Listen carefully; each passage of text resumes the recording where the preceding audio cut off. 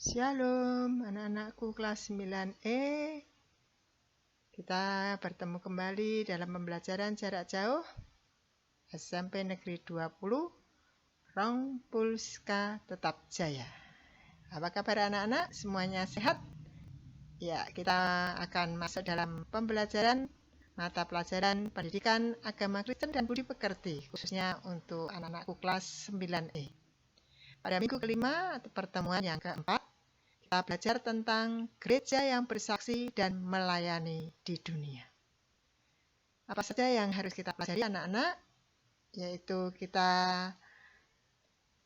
dapat menghargai dan menghayati agama yang kita anut, kemudian dapat mengidentifikasikan berbagai pelayanan gereja, dapat menjelaskan gereja yang memuridkan, dapat menjelaskan gereja yang melayani, gereja yang bersaksi, dan mengidentifikasikan pelayanan sosial gereja dan tantangannya. Sebelum kita mulai pembelajaran lebih lanjut, kita akan memuji nama Tuhan dari pujian Yesus menginginkan daku.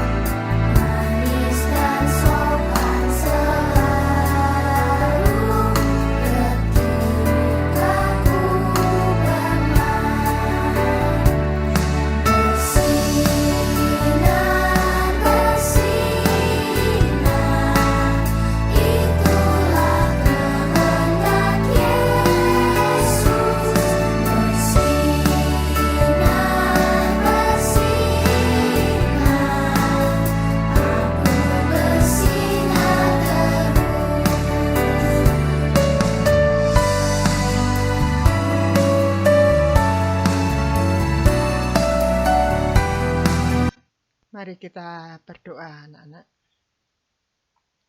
Bapa di dalam surga, Bapa yang kami sembah di dalam nama Tuhan Yesus, kami bersyukur ya Allah pada saat ini kalau Engkau sudah izinkan kami untuk belajar bersama walaupun kami masih belajar dalam kerangka jarak jauh. Bapa, biar Engkau mau hadir di tengah-tengah kami semua sebagai anak-anak Tuhan yang mau belajar tentang firman Tuhan. Lingkupi kami dengan kuasa Roh Kudus-Mu, mampukan kami dan Tuhan memberikan kemauan pada kami untuk belajar. Tuhan akan usir kuasa-kuasa yang sering mengganggu kami, yaitu kemalasan kami, yang juga kuasa yang seringkali membuat kami lupa akan belajar. Terima kasih Bapa, Engkau mau ampuni kami semua. Di dalam nama Tuhan Yesus kami berdoa dan bersyukur. Amin. Anak-anakku yang dikasihi Tuhan, pembacaan firman Tuhan pada saat ini diambil dari Yohanes 15 ayat 18 sampai 19. Kemudian Kisah Para Rasul 1 ayat 6 sampai 8 dan pasal 6 ayat 1 sampai 6. Silakan nanti anak-anak dibaca ya, buka Alkitabnya. Baik, kita akan belajar mengenal berbagai pelayanan gereja. Di situ ada pohon, ada buah 5 yang berisi tentangnya. Buahnya adalah martiria atau marturia, kerugma, diakonia, koinonia, dan liturgia. Apa itu? Ya, pohon ini menggambarkan gereja yang harus melayani atau mempunyai tugas yang terdiri atas 5, yaitu martiria adalah kesaksian. Yang kedua adalah kerugma, itu adalah pewartaan atau pemuritan atau pekabaran Injil. Yang ketiga diakonia, itu adalah pelayanan. Yang keempat koinonia adalah persekutuan.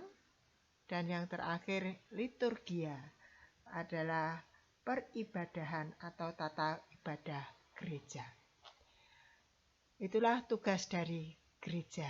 Kita sekarang akan belajar tentang apa saja pelayanan yang dilakukan oleh gereja.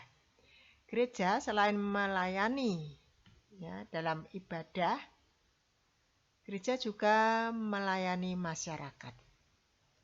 Itu ada beberapa contoh. Gereja Protestan di Indonesia bagian barat mengadakan pelayanan, yaitu menampung pengungsi banjir di Jakarta. Kemudian GKI membantu korban tsunami dan juga gereja Katolik yang diwakili oleh pastor. Kemudian Dewan Gereja Sedunia menyerukan agar gereja diperlengkapi untuk menolong kaum perempuan yang terkena penyakit HIV atau AIDS. Dan juga masih banyak pelayanan-pelayanan gereja terhadap masyarakat yang tidak terekspos keluar. Contohnya pada masa pandemi ini, banyak gereja yang juga ikut ambil bagian pada masyarakat yang terdampak COVID-19, baik di bidang ekonomi maupun di bidang kesehatan. Gereja tidak tinggal diam, tetapi gereja ikut ambil bagian. Mengapa itu dilakukan oleh gereja? Karena semua itu dilakukan untuk mewujudkan kasih Kristus yang luhur. Yang berikutnya, wujud pelayanan gereja ini memiliki ciri khas yang membedakan dengan gereja dari pelayanan yang bersifat duniawi. Nilai teologis yang sangat penting. Nah, ciri-ciri tersebut adalah pelayanan gereja bersifat nirlaba, tidak mencari keuntungan. Sebab bukankah gereja dibentuk oleh Roh Kudus? Kedua, pelayanan gereja mengacu kepada pelayanan Yesus Kristus sebagai teladan. Yang ketiga, pelayanan gereja mengarah pada kedatangan Yesus Kristus. Yang keempat, pelayanan gereja tidak bersifat individual, tetapi kolektif atau bersinergi dengan kawan-kawan sekerja. Pelayanan gereja memiliki sifat fungsional dan sekaligus imperatif atau pemerintah, sehingga tidak berdasarkan kehendak sendiri. Tolak dari ciri khas di atas, maka pelayanan yang diberlakukan oleh gereja setiap kali harus mengalami revitalisasi atau pembaharuan agar perhatian gereja tidak memudar dan kehilangan orientasinya. Kemudian gereja yang memuridkan. Apa tugas gereja yang memuridkan? Ya, sebelum Tuhan Yesus meninggalkan para murid di dunia dan kembali atau naik ke surga, ia memberikan amanat penting yang harus dilakukan oleh murid-muridnya. Itu terdapat pada Matius 28 ayat 18-20. Tuhan Yesus berkata, "Kepadaku telah diberikan segala kuasa di surga dan di bumi. Karena itu pergilah, jadilah semua bangsa muridku, dan baptislah mereka dalam nama Bapa, Anak, dan Roh Kudus. dan ajarilah mereka melakukan segala sesuatu yang telah kuperintahkan kepadamu. Dan ketahuilah, aku menyertai kamu senantiasa sampai pada akhir zaman. Para murid dipanggil dan dikumpulkan oleh Tuhan Yesus untuk memuridkan bangsa-bangsa dan menjadi bagian dari kerajaan surga. Itulah sebabnya Tuhan Yesus menjawab, tetapi kamu akan menerima kuasa kalau Roh Kudus turun di atas kamu, dan kamu akan menjadi saksiku di Yerusalem dan di seluruh Yudea dan Samaria dan sampai ke ujung bumi. Kisah Rasul 1 ayat 8. Menjadi murid Kristus itu berarti menjadi orang Kristen. Seringkali orang keliru memahami bahwa menjadi Kristen berarti hanya sebatas dibaptis dan pergi ke gereja saja. Ternyata tidak. Ya, untuk menjadi Kristen itu harus melakukan seperti apa yang diperintahkan oleh Tuhan Yesus. Nah, ternyata pada saat pekapanan Injil masuk ke Indonesia sekitar abad ke-16 sampai ke-17, banyak penginjil yang dari Eropa, terutama dari Portugis dan dari Belanda.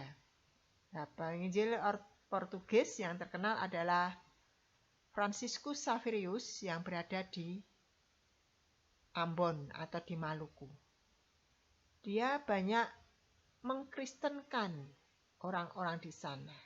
Tetapi sayangnya, orang-orang Kristen di sana itu hanya mengatakan sebagai Kristen saja, tetapi tidak menunjukkan perbuatannya seperti yang diajarkan oleh Tuhan Yesus. Kalau orang sekarang dikatakan Kristen KTP. Mengapa? Karena mereka dikristenkan pada saat itu, Xaverius hanya mengajak berdoa, doa Bapa kami, kemudian diajak mengucapkan iman rasuli, dan kemudian juga diajak membaca Dasa Tita. Dan mereka menggunakan bahasa Portugis yang saat itu diterjemahkan dalam bahasa Melayu. Padahal orang di Maluku tidak tahu bahasa Melayu. Jadi mereka sebetulnya tidak tahu apa-apa. Dan semua itu ternyata tidak mencerminkan ajaran Tuhan Yesus. Itu hanya ritual saja. Sehingga pada perkembangannya mereka memang memakai nama tokoh-tokoh Alkitab. Ada Abraham, ada Yusuf, ada Daniel, ada Gideon. Tetapi perbuatannya tidak mencerminkan sebagai tokoh-tokoh dalam Alkitab, sebagai anak-anak Tuhan.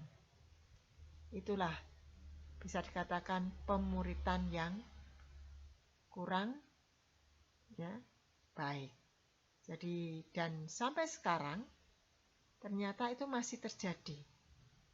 Ada yang mengatakan bahwa dia orang Kristen, tetapi dia tidak pernah beribadah. Mengatakan orang Kristen, tetapi bicaranya tidak menunjukkan sebagai anak Kristus. Perbuatannya, dia sering menolak aturan, tidak mengikuti norma dalam masyarakat. Ya, malah justru memalukan Tuhan Yesus. Bagaimana dengan kita? Apakah kita sudah menunjukkan ajaran Tuhan Yesus kepada masyarakat? Kita akan belajar untuk itu. Baik, kita akan masuk dalam tugas yang berikutnya, gereja yang melayani. Sejak awal pertama gereja terbentuk, orang-orang Kristen perdana telah memahami betapa pentingnya tugas pelayanan gereja. Dan gereja pertama telah mengangkat 7 orang diaken atau pelayan meja. Antara lain Stefanus, Filipus, Prokorus, Nikanor, Timon, Parmenas, dan Nikolaus untuk melayani para janda yang terabaikan. Bahkan para rasul tentu mengingat pesan dan ajaran Tuhan Yesus. Oleh sebab itulah Gereja perdana memberikan perhatian khusus kepada para janda dan juga terutama orang-orang miskin. Sebab itulah mereka kemudian mengadakan perjamuan kasih supaya bisa makan bersama-sama. Mereka yang tidak bisa makan, bisa ikut makan. Itulah awal dari perjamuan kasih, yaitu bentuk kasih kepada orang-orang yang membutuhkan. Kemudian kita belajar tentang gereja yang bersaksi. Bersaksi artinya memberikan informasi atau berita atau kabar baik tentang hal-hal yang pernah didengar dari ajaran Tuhan Yesus. Ada beberapa ciri kesaksian gereja, yaitu bersikap sebagai murid yang harus terus-menerus belajar. Untuk bersaksi bersifat dialogis, saling terbuka untuk pihak lain. Kemudian mampu menembus berbagai perbedaan, memiliki sifat memperdayakan pihak lain. Dan kesaksian gereja biasanya tentang kasih Allah di dunia. Dalam istilah bahasa aslinya, yaitu bahasa Yunani, kesaksian diterjemahkan menjadi marturia. Dari kata ini kemudian dikenal dengan nama martir atau suhada, yaitu orang yang mati syahid, meninggal karena imannya, seperti yang dialami oleh Stefanus yang mati sebagai martir Kristen yang pertama. Kemudian gereja mempunyai tugas dalam pelayanan sosial dan banyak tantangannya. Pelayanan sosial gereja yang memperdayakan tampaknya akan selalu menimbulkan kontroversi dan tantangan. Tidak selamanya orang bersukacita apabila melihat orang lain diberdayakan atau orang lain ditolong. Ada pihak-pihak tertentu yang selama ini memetik keuntungan dan ketidakberdayaan orang lain yang merasa sangat terganggu. Hal itu pernah terjadi di Amerika pada sekitar tahun 60-an. Di sana ada politik perbedaan warna kulit hitam dan kulit putih. Kulit putih ini menindas kulit hitam. Dan di sana ada seorang pendeta bernama Dr. Martin Luther King Jr. berusaha untuk berjuang menyetarakan kedudukan antara orang kulit hitam dan orang kulit putih, atau bisa dikatakan menghapus diskriminasi ras. Tetapi apa yang terjadi? Orang-orang kulit putih tidak senang karena mereka tidak bisa memperlakukan orang kulit hitam semaunya kalau mereka setara. Dan mereka tidak bisa mengupah dengan upah yang rendah atau murah. Itulah yang terjadi sehingga kemudian pendeta Martin Luther ini ditembak mati oleh orang kulit putih. Nah, apa yang terjadi di Amerika bisa terjadi juga di Indonesia pada saat ini. Banyak orang yang tidak senang kalau kita menolong orang lain. Ada yang senang kalau orang lain itu menderita. Nah, ada 3 tantangan yang dihadapi gereja, yaitu tantangan eksternal, yaitu dari luar seperti radikal, propaganda, terorisme, dan lain sebagainya. Kemudian tantangan internal, yaitu perpecahan gereja karena masalah penafsiran Alkitab, masalah uang, masalah individu sehingga gereja ini pecah. Kemudian tantangan individualis itu terjadi pada individu masing-masing, yaitu kita jadi malas ke gereja jadi kosong. Karena apa? Karena kita lebih senang dengan memegang HP. Bangun tidur tidak berdoa dulu, tidak mengucap syukur atas nafas yang diberikan Tuhan pada kita. Tetapi apa yang kita lakukan? Kita buka HP dulu. Itulah tantangan yang dihadapi gereja, termasuk kita sebagai gereja. Baik anak-anak, sekian dari pembelajaran ini. Ada tugas yang harus kalian kerjakan, dan tolong dalam mengerjakan ini dikerjakan di buku tugasnya disampul. Ya. Kemudian jangan lupa baca buku paket pada saat mengerjakan tugas atau pada saat akan ulangan. Jadi buku paketnya dibuka, dibaca. Sebelum kita tutup, kita akan berdoa doa Bapa kami. Mari bersama-sama. Bapa kami yang ada di surga, dikuduskanlah namamu, datanglah kerajaanmu, jadilah kehendak-mu di bumi seperti di surga. Berilah kami pada hari ini makanan kami yang secukupnya. Ampunilah kami akan kesalahan kami, seperti kami mengampuni orang yang bersalah kepada kami. Dan janganlah membawa kami ke dalam pencobaan, tetapi lepaskanlah kami daripada yang jahat. Karena Engkaulah yang punya kerajaan dan kuasa dan kemuliaan sampai selama-lamanya. Amin. Terima kasih anak-anak. Sampai berjumpa kembali untuk pembelajaran yang akan datang. Tuhan Yesus memberkati. Salam.